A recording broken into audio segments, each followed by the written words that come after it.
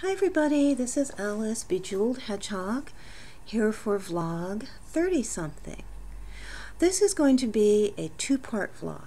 I'm going to say all the good, positive, happy things at the beginning, and then I'm going to put my devil horns on and talk about a problem that I'm having that is icky, icky, icky. So, I'm wearing the cat ears, not because I'm going to give away any spoilers on movies or books, but because it's kind of chilly out, and I put on this wonderful flannel jacket that I have that has cats on it, and then I said, ooh, I can wear my cat ears too, and because I have had a really crap day.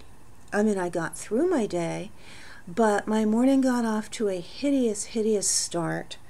And things bothered me so much that I kept my teeth clenched all day long. I kept trying to relax, but that was out the window. And by the time this evening came around, it actually hurts to chew a little bit. And I've had some Tylenol, and sorry, I'm stretching my neck. My neck muscles are tight too.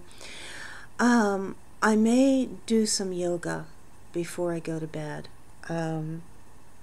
I will definitely take some anti-anxiety medicine, I think. Also, anyway, I'm wearing cat ears to cheer me up. Took a while to get to that. Okay, on the good things side, a quickie tea review, and then a book review, and then a couple of quick shout-outs to some new subscribers. So here we are. I am going to do a quick tea review of a tea I had this morning. This particular tea is called Don Juan. Here's the front. Here is the back. I love this, the envelope that the tea came in. And I'm going to start making a tea smash book because I love tea. And I am going to get one of the composition books and do a really cool collage, snip up catalogs and magazines with tea-related things. So anyway, and I'm starting with saving the tea bags from the Argentine teas that I got from Bruno. So I am very excited about my smash book. And thank you, Andrea and Ginger and everybody who has been sharing smash books and given me the great idea. So anyhow, this tea is toffee. Well, it's actually dulce de leche. I can never pronounce it correctly. Dulce de leche. It's called toffee, but it's actually, I've had and it's more like an extremely sweet cream. Anyway, toffee and red fruits tea. And it is extremely good. The red fruits, and it doesn't really specify what they are, come through, and it is marvelous. This is a black tea, so for me this is an early morning tea. This is a first thing when I get up before I take my shower, have a quick cup of tea while I'm getting ready and getting dressed kind of tea. But it is very good. The toffee, or dulce de leche, gives it kind of a creamy undertone. And then it has that sort of tart, sweet, fruity flavor over the top of it. And I've had fruity teas, and I've had, like vanilla-y, creamy teas. I've never had the blend before, and this is a very, very excellent combination. So anyway, this tea was marvelous, and thank you very much. Now I am just sharing a book. This is not a new book. I was in one of my previous videos where I did a book and tea review. I showed you a book called Sarah Rain. By an author, Sarah Rain, called Property of a Lady, and talked about it being a classic ghost story. And after I had literally shut off the camera, I realized that even though I have not reread these books recently or gone to the library and tracked down any of her new books, this is a library withdrawal, which is why it looks like a library book, but it's actually a book that I own. Okay, it is called New Slain Night, and here is the author. If you're interested, you can kind of pause this and get her name, Deborah Grabian. And this whole thing, there's a series called the Haunted Ballad series. And these are one of my favorite things in the whole world. classic, haunting, beautiful ghost stories where it's not a horror story, there's nothing icky, but to me these are incredibly scary because the scares are subtle. I mean, I really do not believe that someone is going to kick down my door with a chainsaw and dismember me. That does not really scare me so much as it just repulses me. But what if you hear sound in the middle of the night that could be the rustle of a full-skirted silken dress? Is there someone still there? And that's the kind of fear that this inspires. So, I might wake up in the middle of the night in a dark bedroom and hear a sound. Was that somebody softly sighing? That's the kind of thing that puts chills up and down my spine. And that is the kind of books this author writes. It's called Haunted Ballads series because she takes old English ballads and bases the hauntings and the stories about the hauntings on those ballads. So I highly recommend this particular book and this particular author to anyone who likes that kind of story. Okay, a couple of quick shout outs to some new subscribers. I don't always remember, and I'm so sorry. I am really, probably I should get an award for being one of the most scatterbrained people in the world. I don't always do shout outs to all my subscribers. It's just, one of them left a comment that I wanted to type back a response to, and I still might, if she doesn't happen to watch this video. Just I've had, a headache like my head's in a nutcracker today, and I just haven't felt like sitting down this evening and typing out responses. So anyway, my subscriber is Safe Pet Haven. Hi. And she left a comment that she really, liked me talking about the books that I read, but she has suffered from a crippling dyslexia, all through her life, and reading is not pleasant for her. And, once she got her degree and was finished with the schooling, it's just not a fun thing. And it was funny because I believe that I am dyslexic too, only I'm kind of the opposite. I don't think that I view words letter by letter. And now, my dyslexia cripples me with arithmetic, and because of my dislike of arithmetic, I have always disliked math. But let me explain my reading and then my math. With my reading, I had a lot of desire to learn to read as a child. I loved the stories when I could get people to read to me, but many times they were too busy and they didn't, and I wanted the story anyway.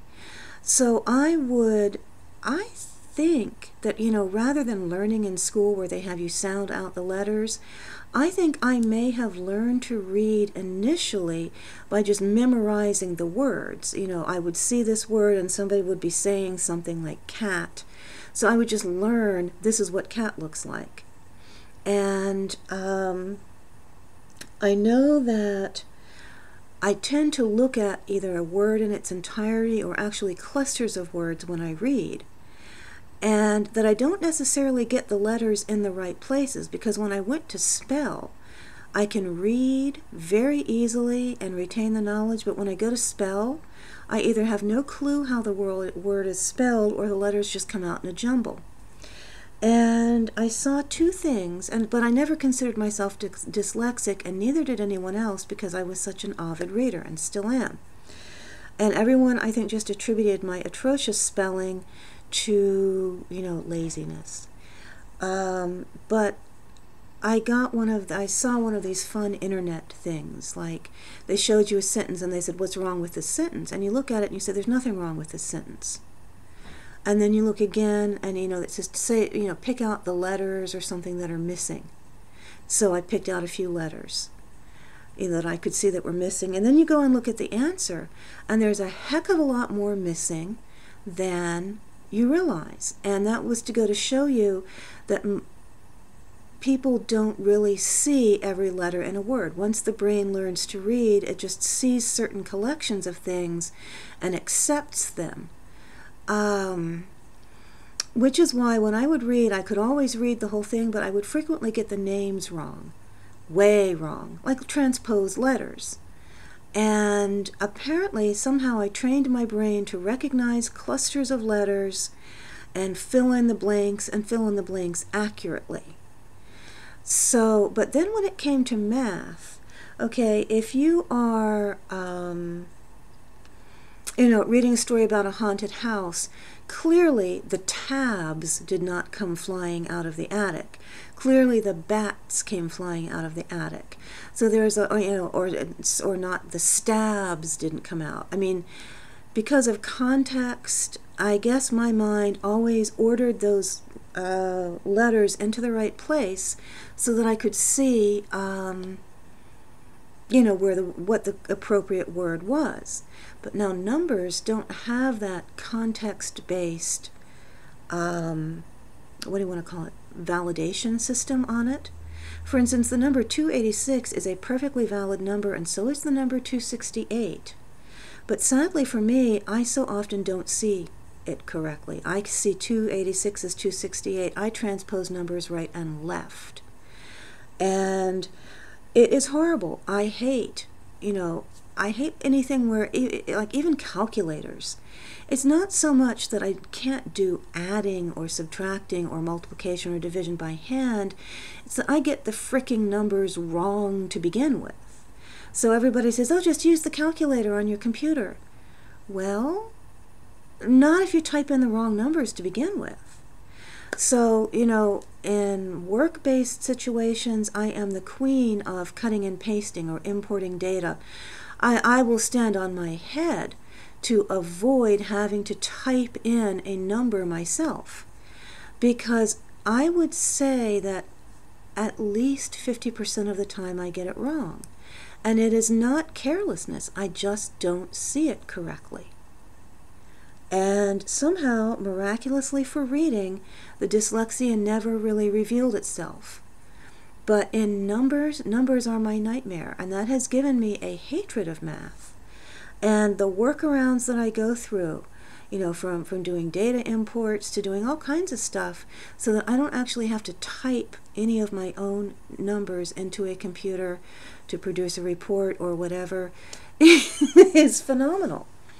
And I never do that without verifying at least 3 times.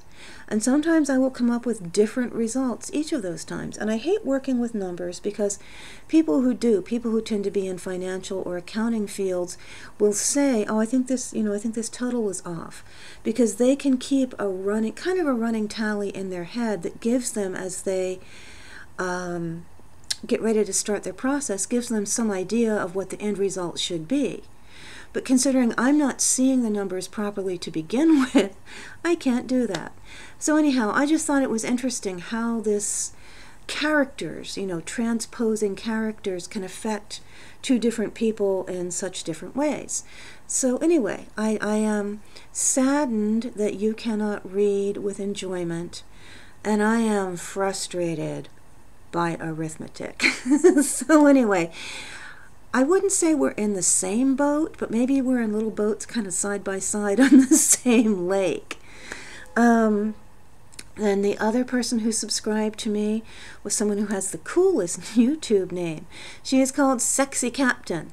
Hey, Sexy Captain, and she makes killer earrings. And this is one of those instances where I'm always fascinated by people who do things that I'm not so good at. I am not good at working with thread, and a lot of people use thread to make the earrings, and my body has chosen, as it has aged, to start reacting to anything that goes in my ears. The only way I can wear earrings is I can get by for a couple of hours if I coat them with Vaseline, because the Vaseline forms a barrier between, my ear and whatever has gone through it. And trust me, I have tried gold, I have tried silver, I've tried everything. Sad thing is that with my body heat, the Vaseline kind of melts, and it will get in my hair and make it kind of gunky, and then of course it kind of drizzles on off, and my earlobes will start to turn red, and they'll swell up so much they'll stick out and look kind of funny. So anyway, love watching you make your earrings. Okay, so that's the good part of my video. before I put the devil horns on, I'm going to say that I'm having a family issue, and I got a long rambling email from a cousin at 6:30 this morning, and it's a big problem for me. It's a big problem, but it is an icky problem. My family background has some icky ugliness in it, real icky ugliness. So sometimes I've gotten great advice from my fellow vloggers and my subscribers, everything from book recommendations to I got marvelously helpful videos like relaxation techniques and yoga breathing. I had someone, and it's not that I'm not mentioning your name. Well, actually, I guess, I mean, you're a vlogger, so I don't feel uncomfortable saying when you did something because you have a public presence on YouTube. So from Jen, Rose Elizabeth, she sent me an astrological karma reading for a Libra that is phenomenally helpful and is actually helping with the problem I'm having today. I just can't begin to list all the people who respond to things that I say, and she shared mantras with me. And when she shared her mantras, it gave me a whole new view on countering negative thinking that I had never had before. And, you know, I'll talk about that maybe in a different video. But anyway, I get phenomenal help from people. So the reason I'm putting this out here, it's twofold. Number one, if someone wants to listen to the second half of this video, and I'll try very hard to keep it short, the advice people have given is invaluable. But I will give a warning that I am going to talk about ugly things. And this is a video that my nieces will never see. I mean, I want to keep these vlogs are sort of like a diary for me, and I'm going to load them onto my backup drive, and at some point in the future when they're adults, you know, they can see Auntie babbling away one adult to another. But they're never going to know about this one because they're just some family things that, you know, they're over, they're history. There are a lot of ugly scars lingering on, but I am not going to share that history with them. So, as right before the cat ears come off, my problems involve pedophilia, alcoholism, and mental illness. And they are ugly, icky things. So, I, you know, completely understand if now you click, now that the cat ears are coming off, just click the little X. Look at my funny hair for a minute, and then click the little X and hide. So, okay, here come, hang on a second here. Let me get the devil horns on. Because this is ranting, raving, whining, crying, all that stuff. Well, the crooked devil horns, but that's okay. So, I'm going to try and make this as quick and succinct as possible. All right, here we go.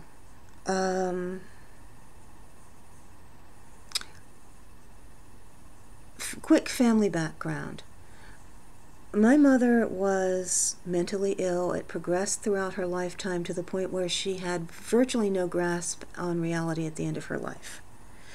I always tried to help, to do the best that I could, but the one thing about mental illness is that if the person does not want to accept the help or get professional help, you can do nothing.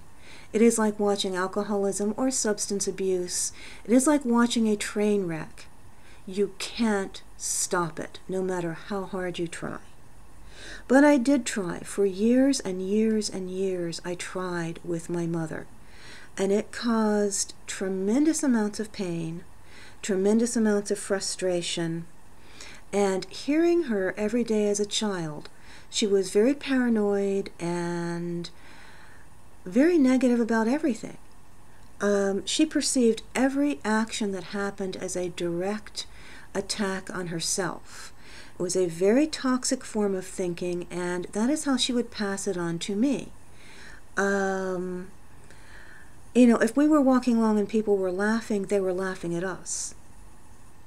And, you know, that sort of thinking.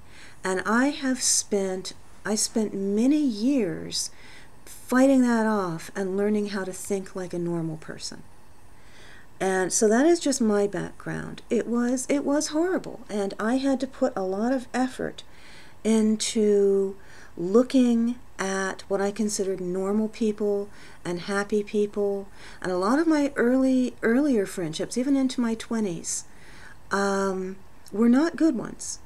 And certainly my boyfriends were not good ones, because I did not know how to exclude toxic people. And I think by the way I behaved, from having grown up in that environment, I probably attracted them. And it is very hard for me to deal with just on a personal basis, because of my background, it is very hard for me to deal with people who are extremely disturbed, who you simply can't help. Okay, that being said, next background. I have a very large extended family, but one aunt, I will call them Aunt D and Uncle R, lived probably within 20 minutes of my family. You know, my whole life living with my parents. Aunt D is my mother's sister. So this is the Aunt D and Uncle R family. Here's Aunt D, here's Uncle R. Aunt D's family, I'm related to Aunt D through my mother. She's my mother's sister. Uncle R had a sister who was married to Uncle Pedophile, for lack of a better description. Uncle Pedophile had a wife and 2 children. Uncle Pedophile was an evil, evil man. Okay, I was limited. Oh, and Uncle R, by the way, while a wonderful and fun person who I liked and was much closer to than my own father, was an alcoholic, and he was a Dr. Jekyll and Mr. Hyde alcoholic. He was this kind of alcoholic who was either very, very good. I mean, as a non-drunk, he was very, very good. As a drunk, he was very, very bad. He would punch holes in walls. He would be very verbally abusive to his wife and daughters, and somewhat physically abusive to his son. And his oldest daughter, I will call my cousin's oldest female cousin, male cousin, and youngest female cousin. And as is typical in alcoholic families, oldest female cousin, being the oldest female and the oldest child, stepped in a lot when her mother just sort of went to pieces and for some reason wouldn't deal with anything. So from very early childhood, she was looking out for her younger siblings, and then I was like 2 years younger than the youngest of those kids, and then I would be over there a lot, and she would look out for me too, so that if her father showed signs of getting drunk and getting nasty, she would always be stepping in to protect us, and I owe her a huge debt. Also, she was 8 years older than me, and she would take me places, and she got her license. She would be 16 when I was 8. She took me all over the place. She was wonderful fun, and introduced me to books, way above my reading level. And we loved old houses. The house they lived in was a really old house, and it had part of it that was built in the 1700s, and if you were working in their garden, you'd turn up old pieces of pottery. Anyway, she's responsible for my interest in archaeology and history, and I really loved her and worshipped her in my youth. She had a horrible life, much more horrible than mine, because even though my mother is mentally ill, an alcoholic man is more threatening and scary to the world in general than what is clearly an unstable and unhappy woman. So we always kind of had neighbors stepping in. Like, I had a mother of another girl who took ballet, who drove me to ballet all the time. I mean, she wasn't happy about it, and once she said, "Do you think your mother could possibly drive?" And then she kind of shrugged and just dropped it. Now, I was humiliated, but people I think are more willing to step in and help out when they see that situation. People are scared of an alcoholic man because they're afraid, he'll punch their lights out. And also he had a tendency to not work. So they had the dramatic ups and downs in finances. And now we're going to get to the other side of the family. This is not the side of the family that I was related to by blood. This was Uncle R, my uncle by marriage's family. His sister married Uncle Pedophile. I was protected from that because all the families really only came together at the big events, the Thanksgivings, the Christmases, the barbecues, the crab boils, things like that. And there would be a lot of people and much less chance for Uncle Pedophile to do anything. Plus, at that point, my cousin, oldest female cousin, had already been abused by him since she was very young. He had then turned and started to abuse younger female cousin right in front of her. And she had already begun her constant vigilance and prowling to protect her younger sister and me. So she was always there, and she was always up and, angry and ready to come to our defense. And I appreciate that. I'm not even going to get into the whole issue that everybody from all the adults knew about this, including my parents, and nobody did a damn thing. Uncle Pedophile ended up pulling his stunts with someone who was not a family member, getting arrested, getting shoved into jail for quite a long time. So he was out of the picture. When he finally got out of jail, unfortunately, his wife, who had put up with him for years, killed herself. Why she didn't just kill him or divorce him, I don't know. But then, of course, there was no tie between him and the rest of the family, and he went off and drank himself into oblivion. And as far as I'm concerned, hell had a new resident. But anyway, so my oldest female cousin was abused by her uncle, sexually abused, verbally abused by her father, and she always stepped up and stepped in to try and manage the family when her mother went into this helpless shutdown mode, and she always protected me. I don't even know where to go on this. Over the years, though, things have changed.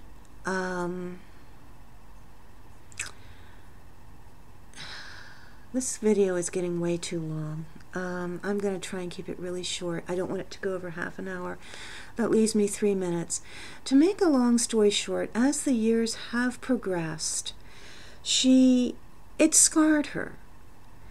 Charmaine, and I will go ahead and say this because she discussed her personal situation on the internet. Charmaine had the same pain my cousin did. And it hurt her. That's obvious from what she discussed and from her poem. But it did not mold her soul. She came out of it with a good, strong spirit that had a bad thing happen to it and had pain. But she has come out to be one of the most loving and amazing people. And she does not know it. She didn't know it when she did her video. But she was not, I was not just amazed by her resilience. She's a symbol of hope to me, because if she could come through it, then maybe my cousin could come through it too. The problem is, she's had a failed marriage. She has had, then after that, a failed boyfriend. And she is exhibiting many, I wouldn't say all, but many of the behaviors that my mother did. Anything that someone does that isn't necessarily the best thing, she always attributes the worst motives to. And over the years, we have drifted further and further apart. And we've had big gaps where we haven't had any contact. And basically, we got in touch at Christmas, and we have spent some time together in person and over the phone. And I really want to recapture that, the things that we had in common when we were growing up. The problem is, yes, she has many serious issues going on in her life, but she fixates on them so totally. And she is angry at me because she hates one of my uncles, not Uncle Pedophile, not anything like that. She hates an uncle that we barely had any contact with when we were kids. And I'm not going to get into all of that, but, and she also hates her younger sister. And she seems to, anytime I try and say something like, well, I really like my uncle. Well, I'm not close to your sister, but, it's not all bad. She just seems to get more and more angry. And she can't let her problems go. Now, I do kind of avoid her phone calls sometimes, not because I don't like her, but the way she has become reminds me so much of my mother. She has no one else in her life. She does not have any friends. She is sick and disabled, and she does not have a job.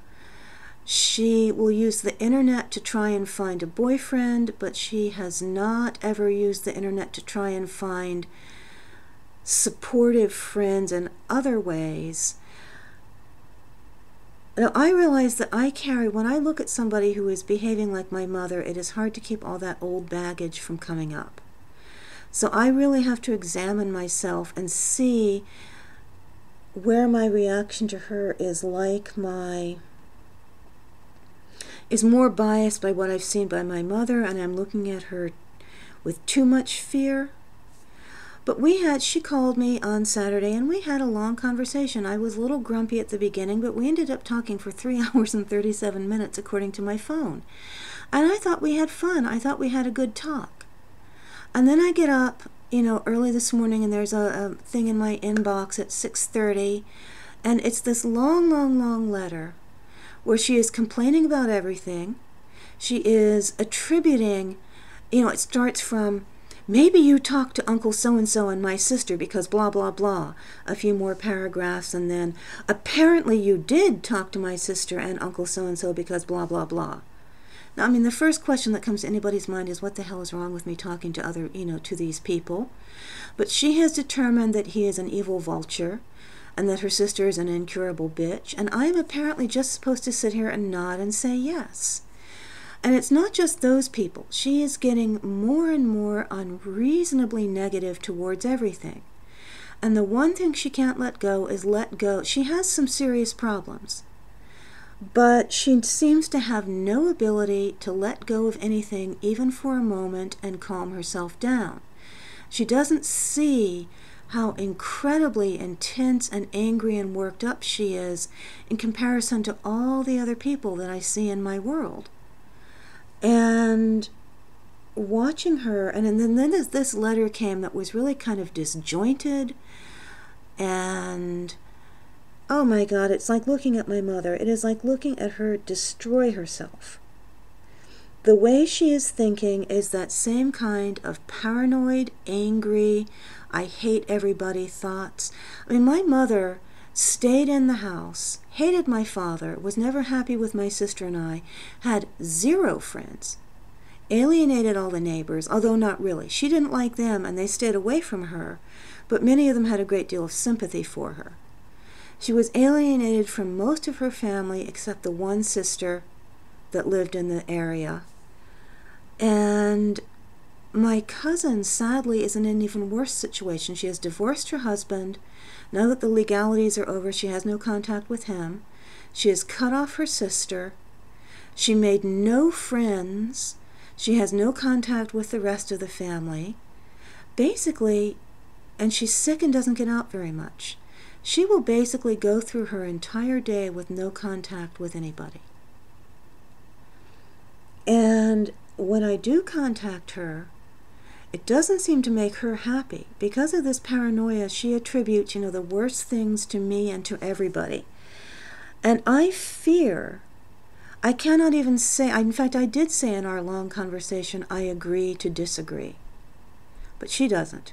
She wants to bring anything of controversy up. She wants to complain endlessly. I know this sounds horrible. She is angry at everybody. She is destroying herself and doing absolutely nothing about it. And she even said in her letter, well, if you don't like me, you just don't call me, blah, blah, blah, blah, blah, blah. And my first gut reaction was, oh, thank God. I really do not enjoy her at this phase in her life. And I fear that she is heading down the mama highway to complete and total deviation from anything that resembles sane. Without getting into a lot of detail, her take on everything, I mean, it's very much like my mother. You know, if you're walking down the street and you see a bunch of people laughing, you assume they're laughing at you. If a policeman gives you a ticket, you stop driving because he's out to get you. I mean, she's not at that stage yet, but she's pointed right down there like my mother is. And there's all this anger. And when I got her letter accusing me of everything under the sun and hating everybody, and then saying, if you don't want to deal with me, then don't, my gut reaction was, oh, thank God, get away from me. I cannot watch another train wreck in my life. Helpless to correct the train wreck. But then my other thought is, part of her damage is, unlike Charmaine, nothing seemed to have rescued her or redeemed her. These people harmed and abused her, and she put herself in the line of fire and protected me. But instead of it being able to cope with it, it did mold her soul. It did mold her spirit. Part of her anger and suspicion is because she spent her whole life being suspicious. You know, Uncle so-and-so gets too close to younger female cousin or Alice, you better watch out, you know, that nothing gets whipped out of the zipper area, you know. So she was shaped by it and damaged by it. And the younger version of her I truly love and admire. It's just I don't know what to do. I have my own issues and baggage from watching my mother destroy herself, and I was helpless to stop it. And she seems to be going down, oh God, this is almost, I don't even know if YouTube is going to upload this. I'm sorry you had to put up with all of this. I don't really know what to do. I do not know whether to pull back. I don't know whether to try and step in. I don't know if my stepping in would do any good whatsoever. I am so sorry to burden all of you with this. I hope you see the devil horns, and you know that that means you can shut me off at any point, and there is no hard feelings. If anyone has had a similar experience or has had any insight in dealing with something like this and feels like sharing, I would welcome it, because I am lost. My sister, I think, trying to be protective of me, wants me to pull back because her analysis is that I will cause myself more pain than I will cause my cousin good. But my sister is, of course, biased in my favor, even though she says she's not. So again, this is just a call for advice, honestly. Has anyone experienced a similar situation? And I really don't know which way to go. You know, I guess maybe I have to decide, am I strong enough to watch her wreck herself in the hopes that I can pull her younger self back? Anyway, I am sorry for putting you through this. If you've stuck with it, you are some kind of amazing, phenomenal saint. Okay, bye.